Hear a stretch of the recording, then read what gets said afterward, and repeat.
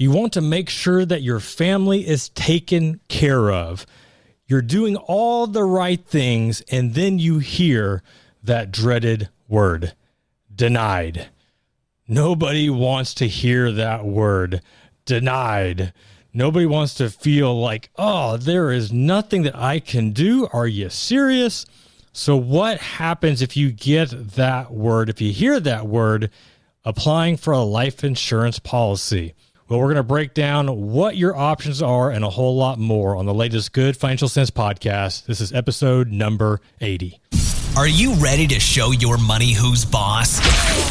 Welcome to the Good Financial Sense podcast, where we're giving people the tools they need to rise up and take control of their money to succeed.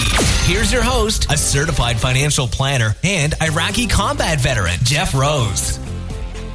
What is going on, GFC fam and Wealth Hacker Nation? Jeff back with another podcast. Denied. Oh, nobody wants to hear that word. Something very similar, it starts with a D as well, is also the word declined. Oh, I don't know if you've ever applied for anything, a position, like maybe at a new job, maybe it's a loan, and you've done all this work, and you submit your application, and then you hear that dreaded word that you didn't get accepted. It is not a fun place to be. Going back many, many years ago, I applied to two different universities, one of which being UCLA, the other one being U of I, University of Illinois. Guess what? Both of them denied me. So I know exactly what that feels like. But what about life insurance? You finally reach this point, you recognize, man, I need to make sure that my family is taken care of if something happens to me. You go through the process, you fill out the application, you have the medical exam done, and then you get the letter. I am sorry, Mr. and Mrs. Smith. We cannot approve you for your life insurance policy. You are denied. Actually, I think technically the life insurance company uses the word declined, but same thing. Either way, you can't get insured. Are there any options? Are you out of hope? Well, I'm here to share that no, you are not out of hope. So let's break down what this looks like, what happens, and what you need to know. So the first thing that you need to know is if you do apply for life insurance, and let's say that you go online, maybe you go to my blog and go to goodfinancialsense.com and you go to our life insurance quoter and you are getting quotes. By the way, if you do need a quote, I'll have a link in the show notes for you to check out. But let's say that this is you and you get declined. The first thing that you do not want to do is immediately apply to another carrier. So if you go online and you fill out the information and you get two quotes and you go with the first quote because that's the cheapest one and you get declined, don't call the second company and begin the process. You don't want to get declined again. This happened to a individual that actually used my website to get an insurance quote. He began the process and he went with the cheapest one. And what he didn't share was that he had a DWI, driving with the under the influence, on his record, and that was why he got denied. So instead of seeking counsel, talking to an independent agent, and just understanding how it works, he went ahead and decided, you know what, I'm going to go ahead and apply again, but this time I'm going to apply to the second cheapest company. And guess what happened? He got declined again. In his situation, if you've been denied for life insurance due to a very specific reason, such as a DWI, there is a 90-day period. And this does change, or it is different from carrier to carrier, but just for general purposes here, it's about 90 days that you have before you need to apply again. But when you go ahead and just pick up the phone and begin the process, now you have a second denial on your record. And that's what you don't want. It's very similar. Like if you apply for a credit card and you get denied, you don't want to apply again because you don't want a second decline on your credit history, your credit record. Same thing here with life insurance. Now, in his situation, he also had some other high-risk health conditions. And as far as if high risk, I mean, that is very, I'll say, a loose term because that applies to so many different things. But high risk could be, if you take part in high-risk activities, such as maybe you're a pilot, a base jumper, a skydiver, a deep water scuba diver. But it also applies to certain health and medical conditions, such as high blood pressure, diabetes, sleep apnea, depression, and other medical conditions. So in this case here, not only did he have a DWI, but he also had some high-risk health conditions.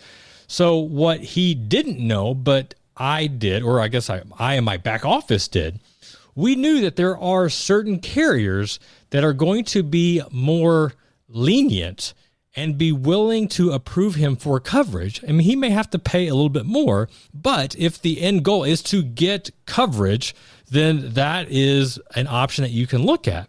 But this is stuff that you really don't know if you're trying to do this on your own. The first tip that I want you to know is that when you use my site or any online insurance quoter, don't go with the cheapest quote unless you know that you are 100% in good health. You have no health conditions. There's no reason that you think that you should get denied. And just so that we're clear, I mean, if you have high blood pressure, if you have high cholesterol, if you think you might be a little bit overweight, then these are all factors that you just don't want to go with the cheapest rate, because going with the cheapest rate is saying to the insurance company that I am basically Superman. I am in perfect health, so give me the cheapest policy possible.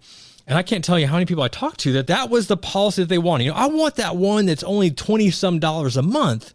And I'm like, well, I get that, but you do realize that you have high blood pressure, high cholesterol, you're 60 pounds overweight, and you smoke. Like, you're not going to get the cheapest rate possible. So don't begin that process of applying without talking to somebody first if you have any doubts that you are in pristine health. So that is tip number one. And the second tip is that if you've been declined for life insurance, don't apply to more than one carrier at a time. The guy I was talking about, he applied to 3 different carriers over and above the 2 that initially declined him. So, I mean, this is just, you're spinning the wheel going absolutely nowhere if this is the case. So if you've been denied once, this is where you need to hit the pause button. You need to call somebody, such as, like, I would say, an independent life insurance agent, which basically means is that they represent, or they can represent, multiple carriers. You don't want to go to I think it's called a captive agent, so like a State Farm, for example. Even though if you like Jake from State Farm, that's great. I'm glad that you like Jake from State Farm. But going to a captive agent like a State Farm, like, they typically only sell their own insurance. So you want to go to somebody that's independent that can represent multiple carriers, because you have companies out there like Banner Life and Transamerica, John Hancock, just like to name a few. And there are a dozen, if not 100 other options, and each of them is different. And this is something I didn't know until I really just got into the weeds with life insurance. But if you are, say, 35 years of age and you have high blood pressure and you're 20 pounds overweight, well, John Hancock, for example, they may not approve you, or they're going to charge you, say, $200 a month. But if you go to, say, Banner Life and you have the exact same conditions, then you may pay less, you may pay more, or you may get approved where another carrier won't even look at you. And that's just like the little, but it's also big. And this stuff changes all the time, so that you need to make sure that you're working with an agent and with a company that knows all the ins and outs and is up to speed and all the different changes that goes along with this. So if you do get declined for a life insurance policy, don't give up hope. There is a possibility that you still can get approved. And I've seen people, this guy had a DWI. I've seen situations where a guy had, in one case, it was like a major heart surgery, and he got denied over and over again by these different carriers, but he did eventually found a carrier that was willing to insure him. I mean, I know in that situation, I'm like, nah, dude, there's no way. This is a lost cause. There's no way that he is getting approved for life insurance, but he did.